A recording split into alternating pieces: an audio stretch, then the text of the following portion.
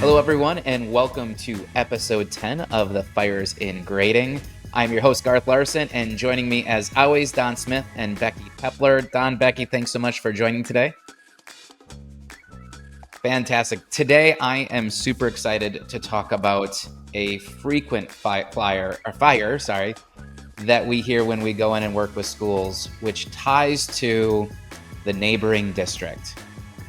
Before we dive into this one and really get into the details behind it, Don or Becky, is this a fire that you've heard even maybe recently? And if you can, maybe just obviously don't share any names or anything like that, but maybe just give the context behind that one. Because again, I know personally I've walked into schools and be like, we heard they did it over there and it didn't go very well. So why are we still implementing or moving forward with these practices? So Don or Becky, would either of you want to jump in with maybe a personal experience that you've heard this particular fire? I can start out. And actually, when we were brainstorming episodes, this is really the one, the situation that I was in is the one that kind of drove like, I think we need to talk about this in one of our upcoming episodes. And this summer I was working with a district towards the end of the summer and working with their stagger team, which is kind of our grading and reporting leadership team. And we were working through scenarios as they were working through some of in the process of implementation. And one of the scenarios that we put forth for the group to discuss was one that they kept hearing. And that was that there are two neighboring districts, or within, I would say, like a 20-mile radius of the school that I was working in, that apparently have used to be standards based, but are now going back to their traditional grading practices. And so the people that are working in this district are starting to hear that from parents and families, like, well, the district next door was doing this. They've been doing it for 10 years. They saw it didn't work. And now they're going back to what they're originally doing. So very real, like middle of August conversation. So very, very real fire very recently. Don, have you had any similar experiences? Yeah, I think because, so not to name names, but there was a big district that made national news a couple of months ago because they had adopted it and it lasted, I think, one day until that board then went back and changed it. And so people have said, well, if they can't do it, if they can't make it, how is our small community going to respond? And our small community is going to see it didn't work there. So how can we respond? So I know it's a little different version than what Becky's, but when it makes the news in some spots, they have that, well, why? And I would say then our goal is to not repeat whatever it was that led to that. Let's not go there, right? And so that's where I think we try to help really folks. That's where this whole idea of extinguishing the fire, preventing it, of like, let's not get to that level of whatever it was that caused that. Well, and I think one thing I just want to preface with this particular episode is if you are in a district that has had that experience, maybe you started down the pathway of standards-based or some type of grading reform, and your district is the one that had to turn around and go back the other direction. We're not pointing fingers, we're not blaming, we're not shaming, none of that. I think the bigger point for this episode is to talk about, okay, what are some of the factors that potentially led to the district having to make those decisions? And as Don mentioned, then how do we help prevent that? How do we help, maybe for your district that is still trying to move forward, how do we put you in the best position to be successful? So I guess let's dive into this a little bit. And, Don, I guess when you look at this particular one, what do you think are some of the underlying reasons that schools have had to make those changes? Even the district you just mentioned, one day, right? One day where some of this information had been put out to the parents and out in the media and everything, and such backlash that that decision got overturned in one single day. What are some of the factors that, first and foremost, let's talk about the districts that have faced these situations that have led to it, so then we can take that information, what we've learned from that, and be able to help for districts that are in the process of going through this, help them be more successful. What leads to districts having to make that decision to say, you know what, this isn't right for us, we do need to make an adjustment and maybe go to a little bit more of a traditional model? I think there's a lot of answers. And I know our episodes are down to 25 to 30 minutes. I think I could go on forever, but I think, and I don't know if I'm answering it. I think one big one I'm seeing is this. Okay. I think a lot of the initial districts that went through the change, okay, they had a successful implementation and launch. Okay. But then after year after year after year. I know Garth, in a previous episode, you had mentioned, and Becky did too, about how we're getting reach outs from people to say we need to reinvest in this. Because what we're seeing is there's been so much turnover in both the teachers and in leadership. The people who originally launched it are no longer in these districts. The original uh, champions or whatever it may be. And then as turnover occurs, the message gets really lost and no one remembers why we're doing this. And the more we fill spots with people who don't remember the why we're doing this, the more when frustrations come up, it's easier to revert to a system we're comfortable with. And I think that's a big one we are seeing. And in some places, and I think early on when we were doing this work, we may have rushed some of it. And I think in places where it was rushed, then there's a quick turnover. We didn't establish the why to a deep enough level. And I think that comes from some personal experience I've had. And that's where I'm seeing it, is that the massive amount of turnover is then when we run into those problems, people don't know how to respond to those problems. And maybe we could dive into that in a second too, what those problems might be. But I just think there's the massive turnover. No one's left. Can I give one more example of running a workshop? And when we began, we just asked the question. I was running it with Matt Townsley, and we asked the initial question, why did your district do this? And there was a district with a curriculum director, 3 principals, and a coach. And that instructional coach was the only one who was there when the district started to do it. And that instructional coach was the only one who knew the why they were doing the work. And I think that is a case we are seeing across the country and the world with schools that are taking a step back. That's one big reason from my perspective. So, well, Don, I think one point that really just kind of resonates with me as you just kind of explain some of the factors, and then Becky, I know you probably have some additional ones you want to chime in with, is that idea of timing, is that idea of not having a clear plan for that. And if we feel like we've seen some districts say, no, we're moving this forward, and whether it's because board policy has said it has to be in place by a certain time, or the district has decided that, or whatever it may be, say, you know what, we're going to be fully standards based in 2 years. And sometimes it makes me cringe a little bit because I'm like, well, what's been done leading up to this? And we can almost see it happening in front, and before it even starts, that this is not going to be successful, just because of the fact that probably with the best of intentions, they know there's maybe a more accurate and effective way to be able to give feedback and assign grades and have that communication. But when we try to force the process too fast without bringing people along in the system, that's where things then rapidly can break down. So that's a really good point. Becky, what are some other things that you've seen that have kind of led to schools having to make the decision to no longer continue to move forward with the process, or with more of a standards-based approach to how they assess, evaluate, grade, report, et cetera? I think it's really just building on the couple things that you guys had mentioned, like the time, rushing it, the changeover of administration or of staff during the time frame of implementation. I think a couple pieces to add to that is then you have the changeover of staff, but you're not training the new staff that are coming in, and that just continually perpetuates itself. But the other piece is when the process is rushed, which is typically, I would say, at least in my conversations, the number one reason why I hear of schools kind of retracting that is because if we get back to the root of that and say, okay, what did your process for implementation look like? Like, 2 years, and here's like, what happened in those 2 years? And what happens is it becomes rushed.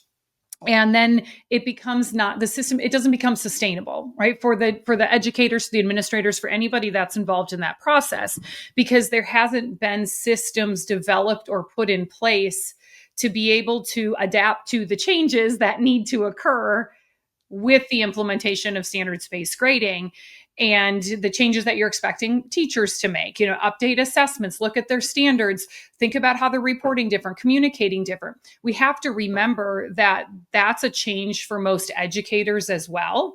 And so they have to be trained within that process. Like just, I think of an example, and I think I shared this in a previous episode where I was presenting at a state science conference about what it looked like in my science classroom when I was working through grading reform and change. And I had a lady raise her hand at the end and asked if she could ask me a question afterwards. And she came up to me, and this conference happened in March every year. And she said, "Do you have any advice for me? We were just told at the beginning of like this semester, so January timeframe, that we were going to be completely standards based at the start of the next school year. Do you have any suggestions for me of what I can do to get there?" And I probably had like a shocked look. I know I did, because I probably couldn't hide my shock. And she goes like, "Anything." And I honestly looked at her and I said, "Maybe start looking at other districts to work for, because you can't do that well. There is no way that you could expect that." And then that reflects back on the teachers and then back on the school. And then we get this exact issue that we're talking about today. Well, we're just going to go back to where we started with, for really no good reason. We're just going to blame standards-based grading as the catch-all reason as to why we're going back to traditional grading. Well, in reality, like I was just, as you were describing, I don't know why this kind of came to my mind, but I'm hearing ineffective rollout of the scenario. We shouldn't be surprised when we have ineffective outcome from it, right? And I think, and Becky, you just brought a really good point up around what we can say standards-based grading is the conversation for this. But I think for our listeners, that applies to anything that we're doing in our schools. Don, I'm going to go just off track from standards-based for a second. Is there any other scenarios? You were a director of teaching and learning. You were a building level principal. Like, has that ever been the case in other, let's just say, initiatives that you've seen in education where ineffective rollout leads to ineffective outcome? Have you ever seen that? Let's take standards-based out of the equation for a second. Let's think of an example would be we adopting a new data warehouse, okay? And part of a district, we get the new data warehouse. We spend a month or two uploading data in. It's all populated, and then it sits. And then how do we educate staff on how to use the data warehouse, and what's the use and what's the purpose of it? Like, why do we even have the data in there? And then it sits and it sits and it sits. And then what happens is 2 years later, people say, "We're still paying for that. What is that system we're used for?" And we blame that system that we purchased, the tool, without looking at our own practices to say, what is it? So then we end up saying, well, you know what, that tool, it couldn't do this, but this other tool could. And then we go on this hunt to find another tool to adopt to get rid of that old system, when in reality, the other thing did exactly what we wanted to do. It was us who didn't implement it correctly. So that's the example I see over and over again. And especially in the educational technology, we jump from tool to tool to tool to think the next tool will solve if it could just do this blank, insert whatever that is, without ever looking at how we implemented or rolled out the first one. So, well, and I wanted to go to a non-standards based example for this discussion because it happens all the time, but we blame something for not having a good plan and process in place, right? And so I think, for our listeners, one of the things that is absolutely vital to grading reform efforts is you have to have a really good plan in place, and you have to have a really good process to be able to do that. And as Becky mentioned, a little bit of time. It actually makes me think, recently Becky and I were in a neighboring state working with a school district, and this was the first kind of chance that we had to kind of roll out some of the thought processes around some of these changes when it comes to assessment and grading. This is a district that's committed to implementing standards-based practices, but they're still in the infancy stages. And in some parts of the district, some are a little bit further along. And just before we were about to start chatting with the group, one of the administrators in the district said, "We have a teacher that is really, really against standards-based." I'm like, "Oh, why is that?" And that administrator referred to that parent's experience with their child in a district, because their children didn't go to the same district that we were in that day. So we wanted to have a conversation with that person right away. We said, "Who is that person? We want to talk with that person." So Becky and I had a conversation with that person, and we said, and the reason why I'm bringing up this story is I think this is a critical question we have to ask when somebody makes the claim it didn't work in that neighboring district. Ask what the practices were that they were engaging in that neighboring district. So as this parent went on to start to explain why she was so anti standards-based grading, Becky and I both looked at the individual and said, well, everything you just described isn't standards-based grading. So they had put this label on it, but the practices weren't anywhere close to what you would indicate would be standards. But in their mind at this point, it was standards-based grading, and this is why it can't be successful. So I think a really important question that we have to ask is, when somebody says that, gather more information. Tell me more about that. What is it that, what is it about that district that you heard as far as why they're struggling with it? What are some of the experiences? What are some of the practices? And in reality, then you quickly can uncover that it is significantly an implementation issue. It's certain things that have been done along the way. But in their minds, that is, again, the label of standards based is the reason why it's being ineffective. Becky, anything to add to that conversation? You were in there, that it just kind of struck me really quickly, like, oh my gosh, that has nothing to do with what we're talking about here. And so, but anything to add to that? Well, actually, it just brought me back to our previous episode when we were talking about the symbol doesn't matter. And so, in this example where we were talking to this person whose child, was in a different district, as you were sharing that story, Garth, and she's like, okay, well, we use these symbols, and I think it was 1 through 4, if I remember correctly. But regardless, but again, it wasn't the symbol that mattered still. It was, what are the practices that lead up to that? So it just brought me kind of back full circle for our previous episode leading into this one of why didn't it work in the other district. And kind of just another story that to share when we're really thinking about, what is the cause maybe of, well, it's not working in this other district. And it brought me also back to a conversation of a district we were working with, a relatively large district, and we were doing a really big, large PD. And we had like a Google form for them to submit questions while we were presenting. And there were probably about like 350 teachers in the room. And we were presenting about standards-based grading practices. Like, that was like, what practices, what does it look like what does it mean for teachers? What practices need to change? What are examples in your classroom? And we were getting all of these comments of, well, what even is standards-based grading? So, we went in with this assumption of like, oh, well, they know that if we're talking about practices, but I almost wonder if even that's sometimes the reason as well, is like, have we defined, I know, Don, you talked about making sure we know the why, but have we also defined what does it mean when we say standards-based grading? And then we use that as a blanket statement, like, well, it's not working in that district, so now we just blame standards-based grading. But do we even really know what it is in the first place? And that's where I think, in addition to always defining your why, I mean, obviously, we've talked about that multiple times. So important when we're talking about change, like, why is our district making this change? I think we also have to add on to that. And what does that mean to us? Like, how do we define that? Because you, again, could open up how many different books about standards-based grading, look at journal articles, all amazing, amazing resources. But there's not one definitive definition of standards-based grading. And so I think that's also such an important piece, is, in addition to your why, you also have to define what that means for your school.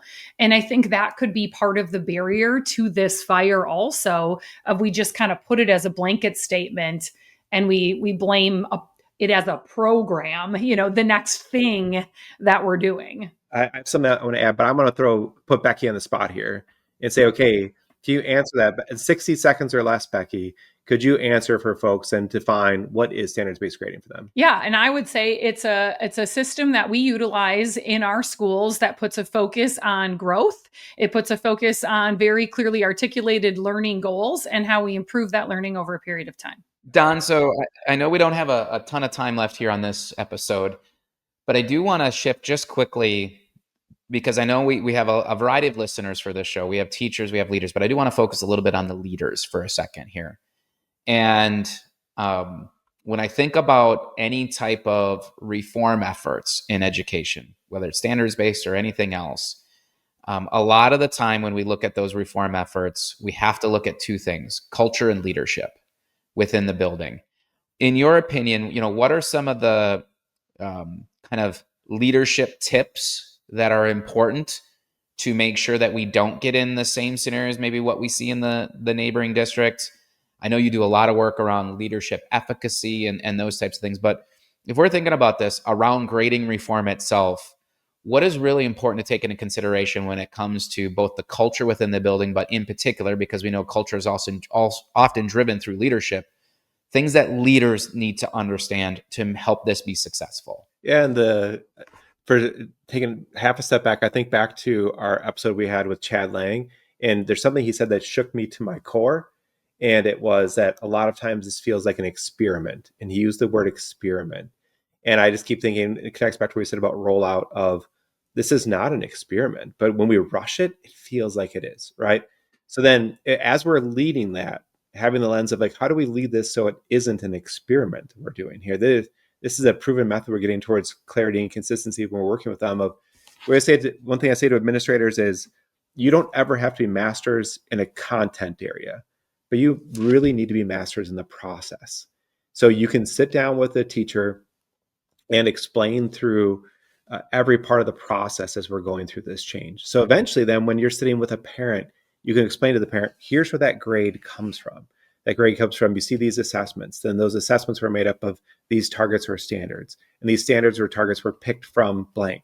You have to be masters in the process. And if you don't feel confident in the process as a leader, your teachers won't feel confident in how to execute that. And what will end up happening then is maybe you have someone come in like us who leads your building, but then the only time your building is being led through that is when we are there. And you as the leader always need to be at the forefront of this, be able to feel confident. I say, not a master in any content, but you must be a master in the process. So that's how I would say it's like, and look at where are you at and what's your self-analysis to which part of the process do you feel most comfortable in? And how can you get yourself up to speed? What kind of a coach do you need? Who do you need to talk to? Who do you need to get a phone call? Email us. We always say to folks, we'll hop on a Zoom with any principal at any point in time. You say, I have a meeting with this department coming up. Let's talk through that. So we want you to feel great in the process. So that's kind of how to answer that. Well, and as you're describing that, Donnet, our good friend Jimmy Casas, who wrote the book Culturize, I often see him wearing a T-shirt around. And the T-shirt that I see sometimes on social media is Leadership 101. And then right underneath it says, I need help. And I think that's a really important part to think about this from a leadership and cultural side of not becoming, like, I guess one of the main goals for this episode is to not have your district become the district that the neighboring district is talking about, that says they tried it there and it failed. And so I think a really important piece is to understand, because there are some things you might not have answers to. There are some things that you might not know what to do. But if we just, pretend that we know what to do, that's where things can go dramatically wrong. Don talks a lot about the importance of, leaders participating in the professional learning with their staff. You have to be active engagers in it, because that's only going to help build your capacity. It's also going to help build that culture within the building that says we really are in this together. And so I think those are really important pieces to take into consideration. So I guess as we're getting close to the end of this particular episode, Becky, what are just some key points that you hope schools will take into consideration as they hear this particular fire about the neighboring district? What are some ways that we can immediately respond and address and think about that, so we only use it as information, understand that we don't want to necessarily be like them, that we want to be successful? What are some just kind of tips as you kind of think about as we wrap up this episode? Yeah, I guess the big thing would just be if there truly is failure with that rollout and implementation in a neighboring district, I think it's even just maybe flipping the narrative of, but what can we learn as a result of that? So is there somebody we can talk to? Can we dig into and understand their process so we don't do that exact same thing? And I think really that's the key focal point there, is just because it doesn't work somewhere else, we didn't have control over that. Right? We had absolutely zero control over that working or not working in a neighboring district. but we have all the control in our own district. And we have to collectively come together and figure out what that looks like to ensure that all of the steps are in place for us to be successful. And I would say the first piece of that puzzle is figuring out a timeline for implementation and making sure that we have all of our I's dotted and our T's crossed, and making sure that it's not rushed. And I just think of like the pieces that Don just shared, and Garth, you as well, kind of from that leadership side of it.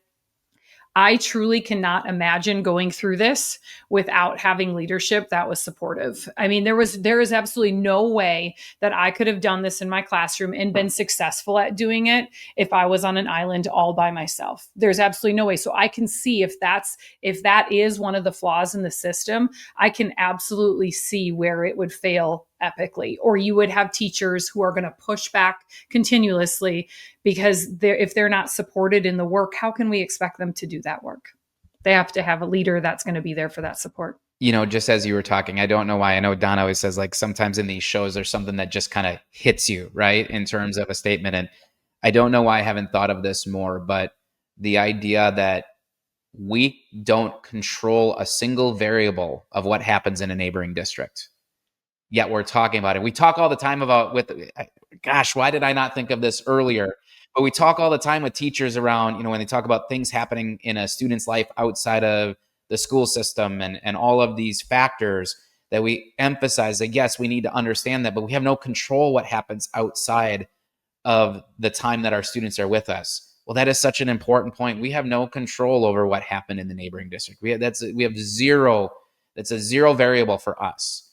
But we do have full control over what happens inside of our district. And so, Becky, thank you for sharing that. Don, what are some of your final thoughts as we kind of close up this idea of thinking about the neighboring district and how we want to still continue to move forward? No, I love what both of you just said, because to me it's about learn from that, and then how do you control that and learn from it. And if it's something there where their staff needs more time, maybe their staff felt rushed, well, then make sure your staff has the right amount of time. Is it they didn't educate the community or work with the community? Then how do we make sure we do that? Learn from it so you can control those things. But at the same time, like, as we've always said, like, don't just rush it through, like, learn from it and make sure it works for the teachers, the students, and the community. Because it breaks down, one of those three reasons is why it didn't break down. It's not working for the adults, not working for the students, not working for the outside adults, the parents, right? So how do we make sure it works for one of those? Because it didn't work for one of those three, maybe multiple of those three. And how do we not repeat that? So I'd say learn from it and control what we can't control. So we need to do a worst best protocol episode, because it would be perfect for this PLC tool for this conversation and many others in standards-based grading. As we close up, I came across a really powerful quote the other day that I thought aligned really well with this particular episode, which is, other stories should inform, not scare. And I think that's a really good piece as we kind of wrap up this is that opportunity. Context matters. Learn from what's taken place, have a plan, make sure that you don't rush the process. And that helps you not become the district that they're referring to when they say, they tried it in that district and it didn't work. So Becky, Don, thank you so much for sharing that perspective on this critical conversation that we often hear in schools, a very, very common fire. All of our listeners, thanks so much for tuning in and listening. Again, if there's anything from this that resonates, please share out on social media about our show. We will welcome as many people into the listening opportunity. Please continue to also share your questions or fires with us that we can use on a future episode. So as we close this out, we are excited that 2 weeks from today, we are going to drop another episode that refers to the words that we use within standards-based grading. So again, thanks so much for joining.